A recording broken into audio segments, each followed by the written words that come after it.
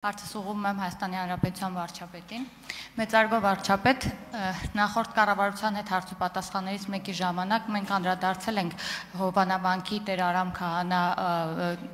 Ասատրյանին այն հանգամանքով, որ նրան պատրաստվում են կարգալույծ առնել, ըստ էության ճիշտ ու բաստ խոսքի, ինչպես նաև իր եկեղեցական պարտավորությունները բարեփոխորեն իրականացնելու համար։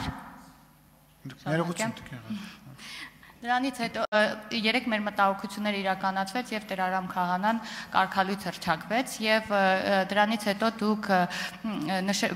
հայտարարեցիք, որ պատրաստվում եք առաջիկա կիրակի օրը մասնակցեք Հովանավանքում հենց Տեր Արամ Քահանա Ասատրյանի կողմից մատուցվող Սուրբ Պատարագին, ցանկանում եմ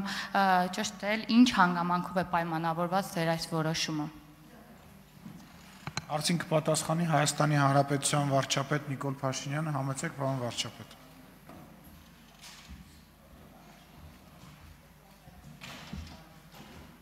Շնորհակալ եմ հարցի համար Տիկին Ղազարյան, ընդհանրապես կարծում եմ ի սկզբանե, երբ ես խոսել եմ վեհարանը վեհի նախաձեռնության մասին, դրա առանցքային պատճառներից մեկը այն է, որ ըստ էության այսօր Հայաստանում հոգևոր կյանքով ապրելու տեղ կամ չկա կամ շատ դժվար է գտնել մեզ հայտնի պատճառներով, որովհետև այդ թվում եւ այդ խնդրի արձարծման կարևորագույն պատճառներից մեկը դա էր, որ արձանագրումներ, որ մի կողմից մենք խոսում ենք արժեքահենք հանրություն ունենալու անհրաժեշտության մասին, ինչի հետ համաձայն ենք եւ դա աներկբա է, մյուս կողմից հարցը հետեւյալն է, որ հանրության արժեքների էպիկենտրոնը աղտոտված է, ինչպես է հնարավոր, որ դա տեղի ունենա։ Այս իրադարձությունները, որոնց ես հետևում էի, եկան համոզելու ինձ, որ Հովանավանքը այնտեղն է, որտեղ կարելի է ապրել հոգևոր կյանքով եւ վերջին ամիսներին տեղի ունեցածը ինձ համար նման փաստարկ էր եւ ես պարզապես ուզում եմ միանալ այն համայնքին, որի հոգևոր հովիվը Տեր Արամ Ասատրյանն է եւ ում գործունեությունը փաստորեն մենք տեսանք ինչ տեղի ունեցավ ամբողջ այդ վարկաբեկման ապարատը, որը ինչպես իմացանք այս ընթացքում Կտրիչ Ներսիսյանի գլխավորությամբ գործում է, փաստորեն չկարողացավ որևէ կերպ վարկաբեկել Տեր Արամ Ասատրյանի հոգևոր գործունեությունը եւ դա հիմնավորում է, որ այն մարդիկ, ովքեր ուզում են հոգևոր կյանքով ապրել, կարող են Հովանավանքում հոգևոր կյանքով ապրել։ Իմիջիալոց մի այսպիսի նրբություն, որի վրա ուզում եմ ուշադրություն հրավիրել, եւ սա կարծում եմ կարող է դառնալ մեր օրակարգի սպասարկման մի հոգևոր կյանքի վերականգնման սպասարկման մի ուղղություն, եթե ես ճիշտ գիտեմ, Հովանավանքը,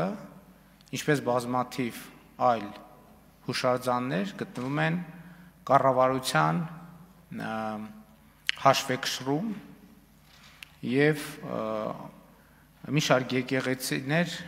անհատույց օգտագործման են տված հայաստանյաց առաքելական Սուրբ եկեղեցում։ Ես կարծում եմ, որ այնտեղ, որտեղ չկա հոգևոր կյանք, այլ կան ինտրիգներ, կան խարդավանքներ, ֆեյքերի ոնց էին անվանել, հաջող ձևակերպում կար։ Ֆեյքերեցների թե երեց ֆեյքերի խմբեր են գործում։ Մենք կարող ենք կա բոլոր բարոյական եւ իրավականն էլ, որ մենք այդ հուշարձանները կվերադարձնենք հանրությանը եւ Տեր Արամին եւ նրան նման քահանաներին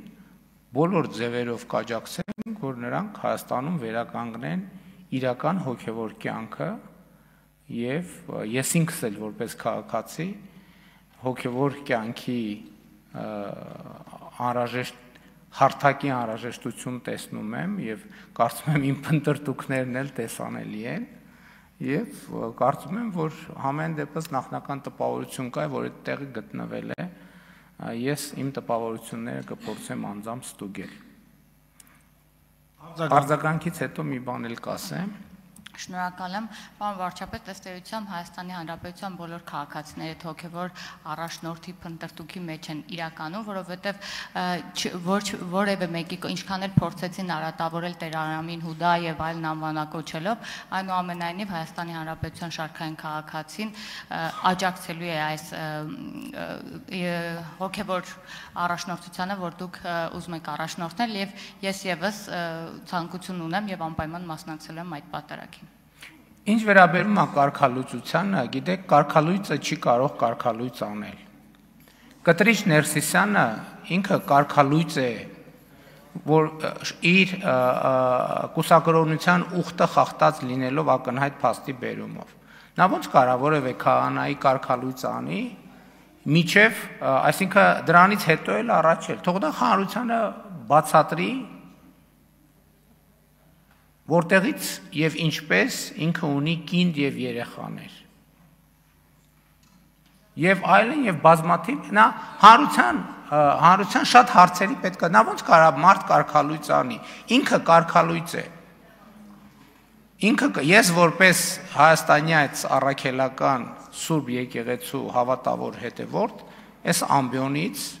հայտարարում եմ, որ Կտրիչ Ներսիսյանը վաղուց կարգալույծ է, ինքը հոգևոր դասի մեջ չի, ինքը ընդամենը մարդ է, որը բռնազավթել է մայրաթոռը մի խումբ իր նման կարգալույծ խմբակի հետ, եւ մենք որպես հանրություն իրավունք այդ բանն էլ, որ ասում են եկեղեցի կառավարություն բանը, կոնֆլիկտը, մենք ոնց կարանք մեր եկեղեցու հետ կոնֆլիկտ ունենանք։ Ես ասում եմ, Հայաստանյան առաքելական եկեղեցին իմ սրբությունն է, ես իմ սրբության հետ ոնց կարամ կոնֆլիկտ ունենամ։ Մենք կոնֆլիկտ ունենք Հայաստանյան առաքելական Սուրբ եկեղեցին պղծողների հետ։ Նրա ուխտը ոտնահարողների հետ եւ բոլոր այդ մարդիկ կարգալույծ են։ Եվ այո, ես կգնամ եւ հաղորդություն կընդունեմ, եթե կարգալույծը է արել,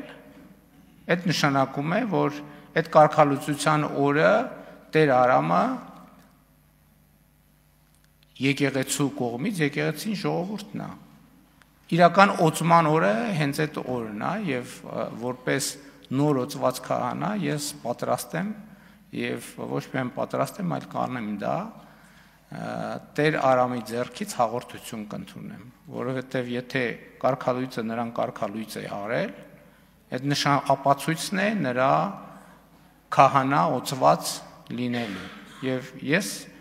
համարում եմ, որ հոգեվոր կյանքի